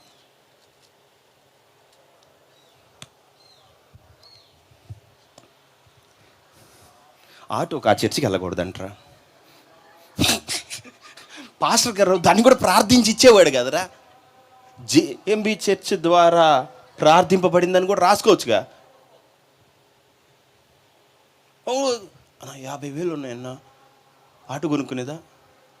వద్దురా అన్న. దీనికి మళ్ళీ నేను ప్రాసెస్ చెప్పాలి. నా తండ్రి దేనికి చెప్తున్నాను నేను, మానేసి అటన్నింటికి వద్దురా అని చెప్తున్నా ఈ మధ్య. ఇప్పుడు వాళ్ళు కొత్త ట్రెండ్ నేర్చారు. అన్న ఎలక్ట్రిక్ ఆటో కొనుక్కునేదా? అడుక్కునేవాడికి ₹1,00,00,000 ఇస్తే ఏమి చేస్తాడు మీరు చెప్పాలి. Quiz question. బంగారపు బొచ్చ కొనుక్కొని అడుక్కుంటాడు. అరే ఎంత చేయి సేమ్ అటు. సో నేనేం చేశాను వాళ్ళకి, ఇలా కాదు, ఇగో ఈ మాట పట్టుకో అని డ్యూటీ ఇచ్చా. హోంవర్క్ ఇచ్చి ఏమీ లేదు, ఆ మాటే రెడీ, సిట్ స్టాండ్, ఆ మాటే, సిట్ స్టాండ్, లే, నుంచో, పడుకో. నువ్వు నిద్రపోయేటప్పుడైనా సిస్టంలో అదే మాటే, మొబైల్లో అదే మాట, ఎక్కడికి పోయినా ఆ మాట మాట మాట మాట మాట వాక్యం వాక్యం వాక్యం వాక్యం వాక్య పరిధిలో తిని తాగి నీ వేర్లకి ఏంటంటే డిప్రిగేషన్ అవ్వాలి. ఓకే, నానిపోవాలి. ఇది పొయ్యటం. మీకు నేను అంటుంది అర్థమవుతుందా? నుంచున్న వాక్యమే, పడుకున్న వాక్యమే, మాట్లాడిన వాక్యమే, అటుపోయిన వాక్యం, ఇటుపోయిన అది వేరు ఎలా తీసుకుంటుంది తెలుసా? ట్యాప్ రూట్, తాత రూట్ తీసుకుంటుంది. ఓకే, నేరుగా వెళ్ళిపోతూ ఉంటుంది. ఎక్కడుందిరా పాతాళం అని ఎతుక్కుంటా. హలో ఉన్నారా? సో వెన్ యూ కన్ఫెస్, అది ఒప్పుకుంటా, నువ్వు దానిలోనే ఉంటున్నప్పుడు, okay, you have to profess, ఇది నేను నమ్ముతున్నా అని నువ్వు ఒప్పుకోవాలి. ఓకే, ఇలా నాకు జరుగుతుంది అని you have to testify. So ఆ ప్రాసెస్ నువ్వు దాని మీద ఎప్పుడు వెళ్తున్నావో, ఉన్నారా? రెడీనా? చెప్పల్లో వద్ద దాచిపెట్టమంటారా? వద్దులే అండి, ఈ మాత్రం చేస్తాను చూడండి. ఇక్కడ దాకా రానికూడదు అందరినీ. ఎందుకంటే ఇది దేవుడు సేవ చేసుకునే వాళ్ళకి ఈ వాక్యాలు. ఓకే, సో అందరికీ కాదు. ఎందుకని నేను నీకు చెప్పాను, ఒక వజ్రం తీసుకొని వెళ్ళి ఇంట్లో మళ్ళీ షెల్ఫ్ని తీసుకెళ్ళి పెడతావు. అందుకే చెప్పినట్టుగా చెప్పకూడదు. సరే, కొంచెం లైట్ హింట్ ఇస్తాను, సరేనా? సో ఎప్పుడైతే నువ్వు ఆ వాక్యం మీద పని చేస్తూ ఉంటావో, చెప్పేదా? చెప్పొచ్చా? వాక్యం ఏంది? వాక్యం ఏంటి? వాక్యం ఏంటి?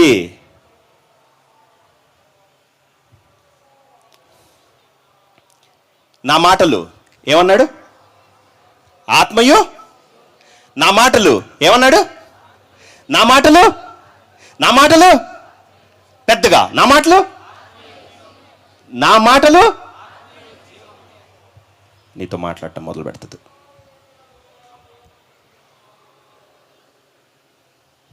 వినపడలేదా? నువ్వు ఎప్పుడైతే వాక్యాన్ని లోపల హృదయంలోకి పెడుతున్నావో, నువ్వు వాక్యంతో మాట్లాడుతున్నావు, వాక్యంలో ఉన్నవాడు నీతో మాట్లాడటం మొదలు పెడతాడు. అర్థమవుతుందా? ఆ లోపలిది God substance which is his spirit. అరే మీకు చెప్తున్నాను రా, మీరు బతకాలంటే ఏం చేయాలంటే వాక్యం ఇస్తున్నాను, ఆ వాక్యంలో దాగి ఒకటి ఉంటుంది. నువ్వు అదే చెప్తున్నావు అనుకో, నువ్వు ఆయనకి దగ్గర అవుతున్నావు వచ్చేసావు. నువ్వు ఆయన దగ్గరికి వస్తే అంటారు దాని విశ్వాసం. హలో, ఆయన దగ్గరికి నువ్వు వెళ్ళావు అనుకుందాం, done, your faith is over. Okay, నీ విశ్వాసం దేవుణ్ణి చేరుకునే వరకే. దేవుణ్ణి చేర్చుకున్న తర్వాత నీకు విశ్వాసం అవసరం లేదు. He'll carry you. Okay, so ఆ మాటను నువ్వు ఎప్పుడైతే నీ హృదయంలో వేరులు తీస్తున్నావో, ఇప్పుడు ఆ విత్తనములో ఉన్న నేచర్, ఆ ఫ్రూట్, ఆ లైఫ్, ఆ ఫలం is trying to come out. అది ఎమర్జ్ అవడానికి ప్రయత్నిస్తుంది. మీకు అర్థం అవుతుందా? సో దానిలో ఉన్న ఆత్మ రెడీయా? నీ థింకింగ్, నీ ఆలోచన, నీ ఎమోషన్స్ దాటి నీతో ఇంకోటి మాట్లాడుతుంది. ఈ లోకంలో లేనిది దేవుని సబ్స్టెన్స్ అయ్యింది నీలో ఏదో ఒకటి. అది నిన్ను కన్విక్షన్కి నడుపుతుంది, నమ్మటానికి నడుపుతుంది. ఇది అయ్యిద్ది, ఇది ఇలా జరుగుతుంది అని చెప్తుంది. ఎప్పుడైతే నీకు అది వచ్చిందో, యూ హ్యావ్ టు వర్క్. ఇంకొంచెం అప్పుడు అనుకోండి, ₹1,00,00,000 అప్పు, ఆయన ఇంకా మాట్లాడలా, విత్తనం మనం తీసుకొని వెళ్ళి ఈడబెట్టాం, పుట్ ఇట్ దేర్, ఎల్లు పరిశుద్ధ ఆ వాక్యములో ఉన్న నా మాటల్లో ఆత్మయు జీవము నై ఉన్నాయి. So the spirit comes first. ఎప్పుడైతే ఆత్మ ఫస్ట్ వచ్చిందో, తర్వాత లైఫ్ ఆటోమేటిక్గా వచ్చింది. ఎప్పుడైతే దేవుడు మీతో మాట్లాడాడో, ఆ వాక్యం లోపల నుండి ఆ వాక్యము దేవుడైపోయాడు. కాబట్టి వాక్యములో నుండి నీకొకటి ఇప్పుడు పుట్టడం స్టార్ట్ అవుతుంది. మీకు అర్థమవుతుందా? ఆ పుట్టింది జీవం, ఆ పుట్టేదే నువ్వు అడిగేది, ఆ పుట్టేదే నేను ఇందాక చెప్పినప్పుడు సేవ. ఆ బ్రెడ్ ఇస్తాడు, ఇట్ విల్ ప్రొడ్యూస్ లైఫ్. మీకు నేను అంటుంది అర్థమవుతుంది కదా, రైట్? సో ఇప్పుడు దేవుడు ఆదామును చేసి, ఆదాము అన్నాడు. ఓకే, దేవుడు ఈ ఎక్స్పెరిమెంట్ ముందు చేశాడు. ఏంటి? వాక్యం ఇవ్వకుండా ఉఫ్ అందామని స్ట్రైట్ స్పిరిట్ ఇచ్చి ట్రై చేశాడు. స్పిరిట్ ఇచ్చి ట్రై చేసినప్పుడు ఆదాము శరీరము కదా, హూ అనగానే పరిశుద్ధాత్మ లోపలికి వచ్చాడు, ఆదాము చంపేశాడు హోలీ స్పిరిట్ని. అరే, అప్పుడు దూతలందరూ, ఏంది ప్రభువా నువ్వేమో అసలు నీ ఓన్ స్పిరిట్ని పంపే, వాడు ఒక్క దెబ్బకు చంపేశాడు, ఇట్ విల్ నాట్ సర్వైవ్, అది బ్రతకదు. అప్పుడు దేవుడు అనుకున్నాడు, నా వాక్యం వాళ్ళకి ఇవ్వాలంటే ఐ హ్యావ్ టు ఎన్క్యాప్సులేట్. వాక్యాన్ని ఒక క్యాప్సిల్లో పెట్టియాలి. ఆ క్యాప్సిల్ ఏంటంటే వాక్యం, స్పిరిట్ని క్యాప్సిల్లో పెట్టియాలి. ఓకే, వాడు ఏం అడుగుతున్నాడో దాన్ని మనం ఒక దానిలో పెట్టి వాడికే ఇద్దాం, మాత్రమే కానీ పనిచేస్తుంది. ఓకే, మీకు నేను అంటుంది అర్థం. సో దేవుడు పరిశుద్ధాత్మ ఉఫ్ అన్నాడు, ఆదాము చనిపోయాడు. సరే, శిష్యులందరికీ మీ అందరికి ఆత్మ వచ్చింది అన్నాడు, అందరు దెయ్యాలను ఎలగొట్టారు, అలా యేసుక్రీస్తుని కూడా ఎలగొట్టారు శుభ్రంగా. ఓకే, వెళ్ళి పారిపోయారు దెబ్బకి. ఓకే, ఆయన మళ్ళీ తిరిగి వచ్చి ఎక్స్పెరిమెంట్ చేయటం, ఉఫ్ పరిశుద్ధాత్మ, అది కాసిపోయింది. ఓకే, పేతురు ఆడున్నాడు, బదా చేపలు పట్టుకుందాం అన్నాడు. ఓకే, నువ్వు ఎన్ని ఊదులు ఊదినా పరిశుద్ధాత్మ రాదు. హలో, నువ్వు ఈరోజు చచ్చినోడు లేపుతావు, లేపేందంటే వాడికన్నా చచ్చిపోయి ఉంటావు. అర్థమవుతుందా? అది అలా వర్కౌట్ కాదు. హలో, వస్తున్నాను ప్రభు, ఒక నిమిషం. సో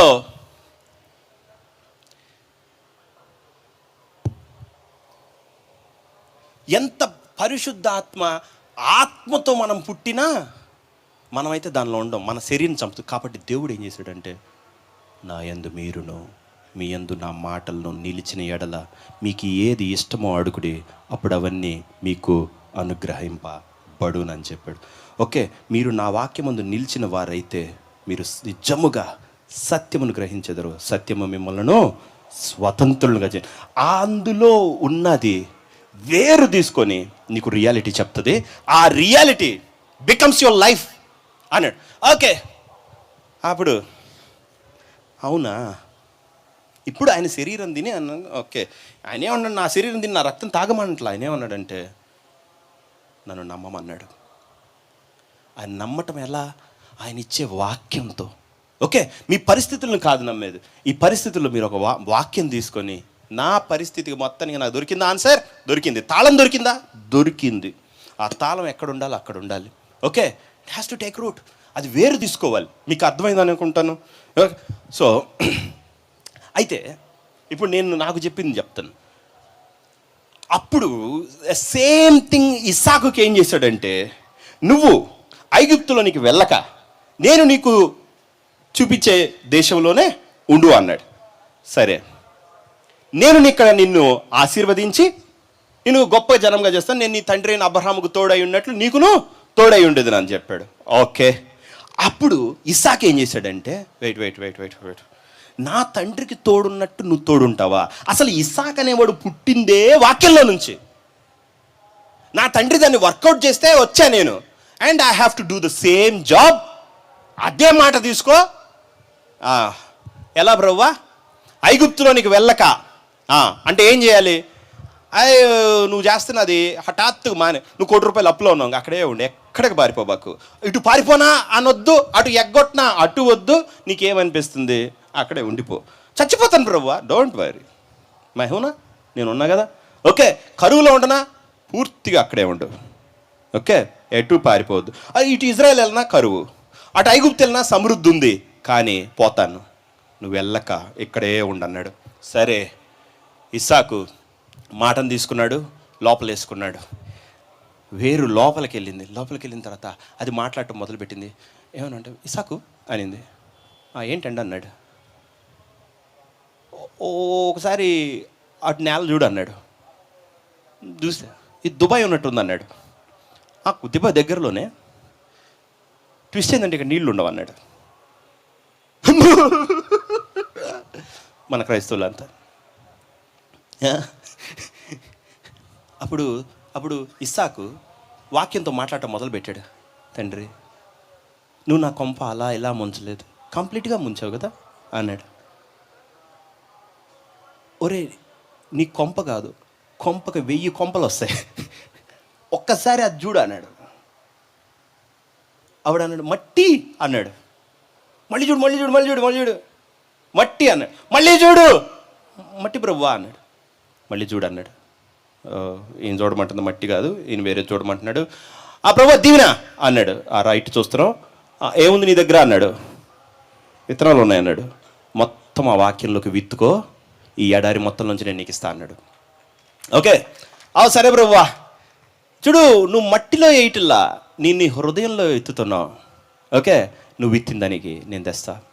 బికాస్ ఆత్మలో విత్తుతున్నావు, ఆత్మ నుండి నిత్య జీవమును పంటకు వస్తావు. అర్థమవుతుందా?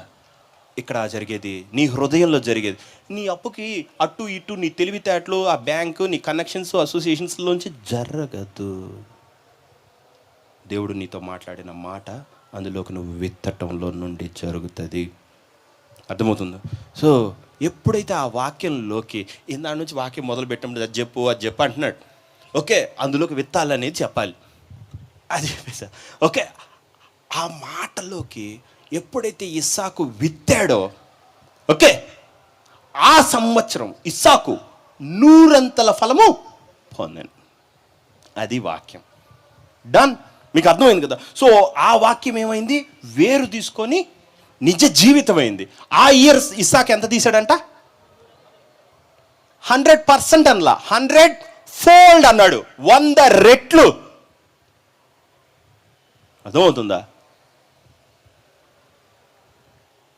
Okay, right. సో 1 2 2 4 4 8 8 16 ఇట్ అయ్యింది. కానీ 100% అంటే ఏంటి, 1 నుంచి 100 అయ్యిద్ది. కానీ ఇది వెళ్ళిపోయింది ఎక్స్పోనెన్షియల్గా. మీకు అర్థమవుతుందా? సో నాకు చెప్పింది మీకు చెప్తాను. అసలు ఈ వాక్యం ఇట్లా ఎందుకు చెప్పాను అంటే, అందరు ఈ క్రైసిస్లో ఉన్నారు కాబట్టి. చూడండి, పెద్దవాళ్ళకి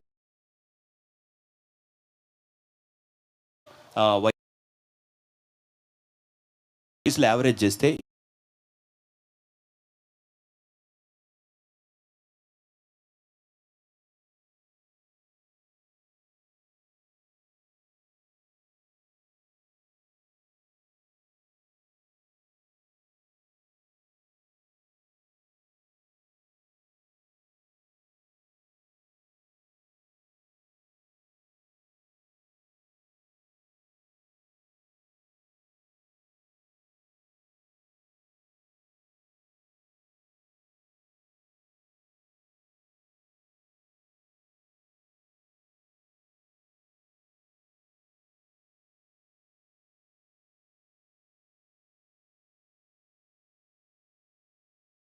నాకు ఇంకా సరిపోలా. అప్పుడు మొదట నేను 26 అన్నాను. తీసా, నువ్వు ఐగుప్తులోనికి వెళ్ళక ఇక్కడే ఉండు అన్నాడు. అంటే ఏంటి? నువ్వు దేని మీద ఆధారపడద్దు. నువ్వు ఎక్కడున్నావు అక్కడుంటే చాలు. నువ్వు ఎక్కడున్నావు? ఇసాక్ ఎక్కడున్నాడు అన్నాడు. ఇసాకు ఇజ్రాయెల్లో లేడు. ఇసాక్ ఏడున్నాడబ్బా? గెరార్లో ఉన్నాడు. గెరార్ ఏం అతనికి వాగ్దాన దేశం కాదే, అది ఫిలిస్తీన్ దేశం. ఇటు ఇజ్రాయెల్లో లేడు, అటు ఐగుప్తులోనూ లేడు. ఎక్కడున్నాడు? కొంపమునికి ఉన్నాడు అక్కడ. అర్థమైందా? మీరు ఎక్కడున్నారు అక్కడ ఉన్నాడు. Okay, exactly in the middle of the crisis. Okay, ఉపద్రవం నడువునున్నాడు. అప్పుడు దేవుడు కనిపించి ఎక్కడున్నాడో ఇసాకు అక్కడ వచ్చి కలిసి ఏమన్నాడంటే, నేను నిన్ను ఆశీర్వదించదని అన్నాడు. సరే ప్రభువా, నువ్వు నాకు 26 అన్నావు, నీళ్లు కనపడ్డాయి అన్నావు. ఇంకా నేను చర్చికి ఏం చెప్పాలి? నువ్వు ఎటు వెళ్ళిపోవద్దు. ఓ దేవుడిలో ఉంటా అని చెప్పి దేవుడికి వెళ్ళొద్దు. అటు కరువు ఉంది దేవుడి సైడు, ఇటు ఐగుప్తు సైడు సమృద్ధి ఉన్నట్టే నీ నాశనం ఉంది. కానీ నువ్వు నీ ప్రాబ్లంలో జస్ట్ ఏదేర్ అక్కడే ఉండు. పద అన్నాడు. ఆ సంవత్సరము ఇస్సాకు నాలోకి విత్తుకొని విత్తనము వేసిన వాడే 100 ఫలము పొందెను అన్నాడు. అప్పుడు నేను అన్నాను, ఎల్కేజీలో బట్టి కొట్టాను ఈ వాక్యం అన్నా. నేను చెప్పింది అది కాదన్నాడు. మరి ఇంకేంది? ఈ సంవత్సరం అర్థమైందా? 5 నెలలు ప్రార్థన చేసావు కదా, ఈ సంవత్సరమే చర్చిలో ఉన్నోళ్ళ మొత్తం నేను తీరుస్తానని చెప్పు. Okay, but the thing here is, వాళ్ళు నాలోకి విత్తుకోవాలి. ఇన్ అదర్ వర్డ్స్, దేవుడు మీకు ఏ వాక్యం ఇచ్చాడో ఆ వాక్య ప్రకారంగా మీరు ట్రై చేయాలి. ఓకే, దూకమంటే దూకాలి, ఇది చేయంటే ఇది చేయాలి. ఉద్యోగం నా దగ్గరకు నడుచుకుంటూ వచ్చేయాలి అనే విధానం ఏడైనా ఉందా? నీ చేతి పనులను నేను దీవించేదని అనేది ఉందా? నువ్వు పనిచేయి నేను దీవిస్తానని దేవుడు ఇచ్చాడా? లేకపోతే నువ్వు ఇట్లా ఇట్లానో నేరుగా బనానా లోపలికి వెళ్ళి స్టమక్లో సెటిల్ అయిద్దన్నాడా? మన వాళ్ళు అంతే అసలు ఇంత మితికల్గా ఉంటారు, అసలు నిజంగా ప్రాక్టికల్గానే ఉండరు. ఓకే, మన భలే మితికల్ కంట్రీ కదా, అంత మైథాలజీసే కదా, భ్రమ. ఈ భ్రమల్లో బ్రతుకుతుంటారు, రైట్? సో ఈ ఇయర్, ఇదే సంవత్సరం నీకు దేవుడు 100 రెడీ చేసి పెట్టాడు. అర్థమవుతుందా? ఓకే, ఎక్కడికి వెళ్ళి తొంగి చూస్తావో అక్కడ దొంగి చూడు. ఐ మీన్ టు సే, అక్కడ ఆపర్చునిటీ ఉందా, గో నాక్ ద డోర్ దేర్. ఓకే, కానీ గుర్తుపెట్టుకో, లోపల ఉన్న వాక్యానికి నువ్వు విత్తాల్సింది. నాకు ఇచ్చింది నేను నీకు ఇచ్చా, ఆ వాక్యంలో తిను తాగు పడుకో నిద్రపో ఏదైనా చెయ్యి, ఇంకా అదే అర్థమవుతుందా? సో ఇది ఫస్ట్ థింగ్. ఓకే, సో నాకు ఎప్పుడైతే ఇది చెప్పాడో నాకున్న కన్ఫ్యూజన్స్ అన్నీ పోయినాయి. అంటే డొనాల్డ్ ట్రంప్ వచ్చినప్పటి నుంచి నాకు ఎందుకో పీస్ లేదు. ఈయన వచ్చి చించేది ఏమి లేదే, నాకు తెలిసి అమెరికా అడుగు తినటం ఖాయం, ఏదో ఉంది, కానీ గబ్బు గబ్బు చేస్తారని మాత్రం నాకు అర్థమైంది. అలాగే చేశాడు. వచ్చి టారిఫ్ అన్నాడు, ఏదేదో అందరినీ ఇబ్బంది పెట్టాడు, అన్ని దేశాలని. అప్పుడు నేను గట్టిగా ప్రార్థన చేశాను, ప్రభువా ఒక్క నేషన్ కూడా తగ్గకూడదు ప్రభువా, యేసు నామములో అనుకున్నా. అందరూ అలాగే ఎదురు తిరిగేది, హల్లెలూయా అంతే. వాడు మామూలుగా తోకని టక్ చేసుకున్నాడు, జేబులో పెట్టాడు. నేను ఎక్కడ అన్నాను అన్నాడు. అంటే ఆ విప్లవం అంతా జరుగుతుంది, నాకు దేవుడు ఈ మాట ఇచ్చాడు. నేను వెళ్ళాను అంతే. రాత్రి ఓకే, ఇంట్లో ఉన్నాడు ఒకడు. సడన్గా వాడు ఫోన్ చూసుకుంటా, అన్నా ఇక్కడ ఏదో అద్భుతం జరుగుతుంది, ఏంది ఇది అయింది అన్నాడు. ఏమైందిరా అన్న? ఏందో there is a good news అని చెప్పి డొనాల్డ్ ట్రంప్ ట్రూత్ నుంచి వచ్చింది. ఏమోరా అన్న. వాడు వెంటనే రాత్రి 8-11 అయిందిలేండి, అన్నం తిని కూర్చున్నాను, 11 అయింది. వాడు టీవీ పెట్టాడు, చూసేటప్పుడు కల్లా 90 days పాజ్ అన్నాడు. నువ్వు 90 days పాజ్ కాదు, forever pause. Incoming voice call from +91. John Knox అని ఒక అతను ఉండేవాడు. ఓకే, స్కాట్లాండా? స్కాట్లాండ్ రానేమన్నదంటే, అరే నాకు ఎవ్వడంటే భయం లేదురా, వాడు ప్రార్థన చేస్తే మాత్రం నాకు చాలా భయం, వాడిని మాత్రం ప్రార్థన చేయని బాకుండా. ఓకే, జాన్ నాక్స్ అంటే మాత్రం టెర్రర్ ఆమెకి. ఓకే, ప్రార్థన పవర్, అది వాక్యంకు ఉన్న పవర్. సో నాకు అది అయిపోయింది వీడి పని. దేవుడు ఎలా చంపాలో అలా చంపేశాడు. ఓకే, అదే ఇటు నుంచి రాకూడదు. ఒక మంచి దేవుడు ఎన్నుకున్న వ్యక్తి వచ్చినప్పుడు, నువ్వు క్రిస్టియన్ అయి ఉన్నప్పుడు, రిపబ్లికన్ అయి ఉన్నప్పుడు, దేవుడిని అడిగి డెసిషన్స్ తీసుకొని చావచ్చుగా. ఇలాంటి దిక్కుమాలని డెసిషన్స్ తీసుకునేటప్పుడు ఈ ప్రివిలేజ్డ్ ప్లేస్కి ఎవరు రారు కదా, వచ్చి కూడా నువ్వు ఫ్లెష్లో ప్రవర్తిస్తే. ఓకే, సో అవన్నీ ఆగిపోయింది. ఓకే, ఇంకా ప్రార్థన చేశా. ఓకే ప్రభు, నువ్వు నాకేం చెప్పావంటే ఈ సంవత్సరమే అన్నావు అని ఇంకా నేను నా మైండ్ అట్టే ఆలోచిస్తూ ఉంది. ఓకే, అప్పుడు నేను ఒక నెంబర్ని చూసి, ఈ నెంబర్కి నేను ఏదైనా యాడ్ చేయాలనుకుంటా ఉన్నా. అన్నీ క్లియర్గా చెప్పండి సరేనా? దీనికి నేను ఏదైనా యాడ్ చేయాలి అని దీనికి ఒక నెంబర్ యాడ్ చేస్తున్నా. 5 అది తర్వాత అది 3లా ఉందో, అది 8 అని ఐ డోంట్ నో. దానికి నేను ఏదో యాడ్ చేస్తుంటే, ఇది ఇక్కడ ఇంత అవుద్దు కదరా, ఇది అంత అవుతుంది కదా అంటున్నా. అంటే దేవుడు అన్నాడు, దాని పక్కన 2 7 తర్వాత భారతదేశం కనిపెట్టిన ఒక అంకెని 3 సార్లు రాసుకోవాలి మీరు. ఓకే, సో ఇది సంగతి. But it is in red. ఇదేంది ప్రభువా నువ్వు మంచి మాటలోనే మాకు మళ్ళీ ప్రార్థన పెట్టావు. So that is going to happen. Okay, అర్థమైందా? అన్నీ క్లియర్గా చెప్పను. ఓకే, నన్ను ముందు నుంచి ఫాలో అవుతుంటే మీకు తెలిసిపోయి ఉంటుంది నేనేం చెప్పి ఉండుంటాను. యా, సో ఈ సంవత్సరమే. అర్థమవుతుందా? ఓకే, అంటే 1000 అంటే 5 లక్షల కోట్లు. నేను ఇప్పుడు చెప్పింది 15 లక్షల కోట్లు విలువ. అంటే అసలు నాకు చెప్పినప్పుడు 30 లక్షల కోట్లు, ఆల్రెడీ 15 లక్షలు అయిపోయినాయి, ఇంకో 15 ఉంది. ఎవడైనా 30 లక్షల కోట్లది అవి ఉండకపోతే మనకు ఉద్యోగాలు రావు.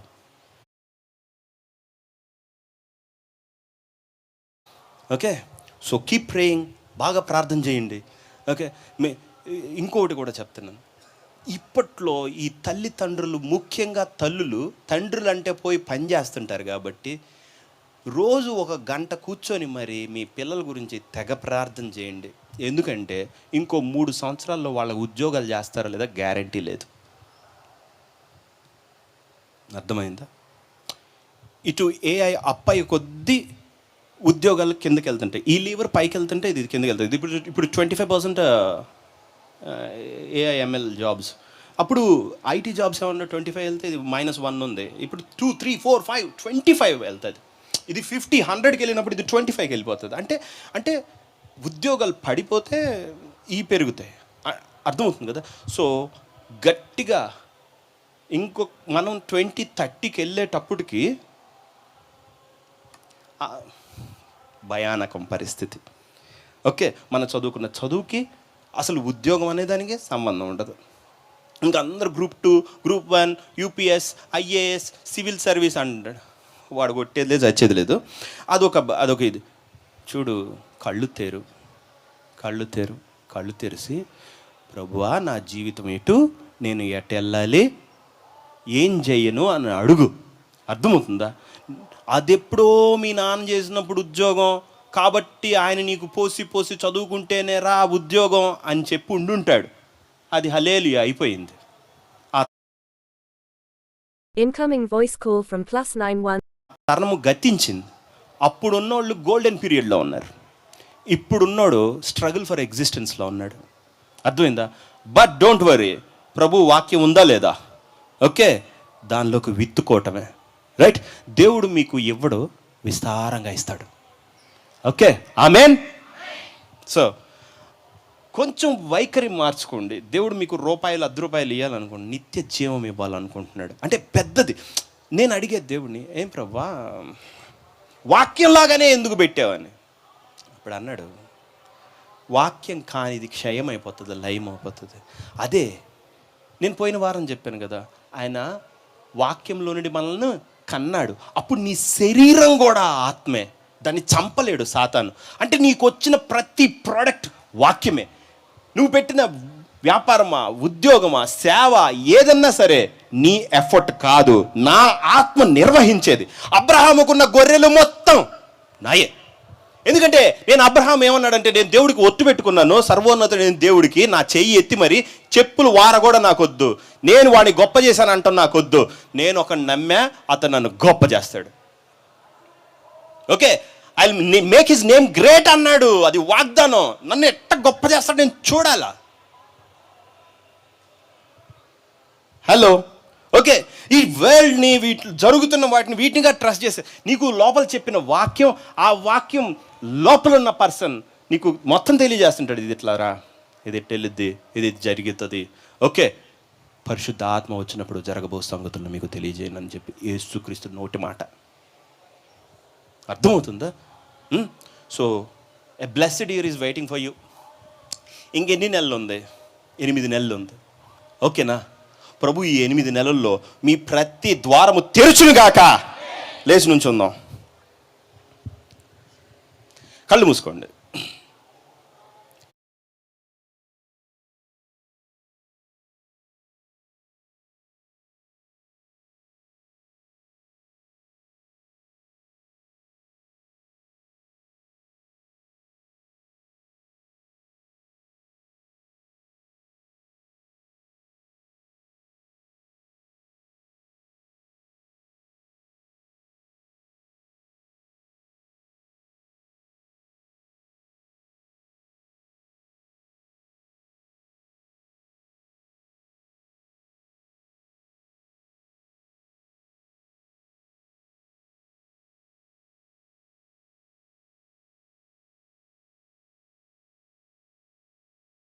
తండ్రి, నీ పరిశుద్ధ నామముకు స్తోత్రాలు ప్రభువా. తండ్రి అయ్యా, నీ వాక్యం చెప్పినట్టు నా వాక్కు పంపి నేను వాళ్ళని స్వస్థపరిచానన్ను. ఇది నా మాట కాదు, ఇది నీ మాట, ఇది నువ్వు వాళ్ళకి ఇచ్చిన మాట. కాబట్టి ఆ వాగ్దానం ఎవరి హృదయంలోకి తీసుకున్నారో, వాళ్ళు ఏ విషయమై నిన్ను అడుగుతున్నారో దానిలో వాళ్ళకి ఆ ప్రత్యక్షత నువ్వు అనుగ్రహించమని, తద్వారా దానిలో గొప్ప విడుదల, సమృద్ధి, సమాధానం, రక్షణ, స్వస్థత నువ్వు తీసుకొని రమ్మని వాళ్ళ లైఫ్ని తండ్రి ఈ లెవెల్ నుండి ఇంకొక ఒక్క నిమిషం, ఒంటరిగా వెళ్తున్నావు, ఈ పెప్పర్ స్ప్రే తీసుకెళ్ళు.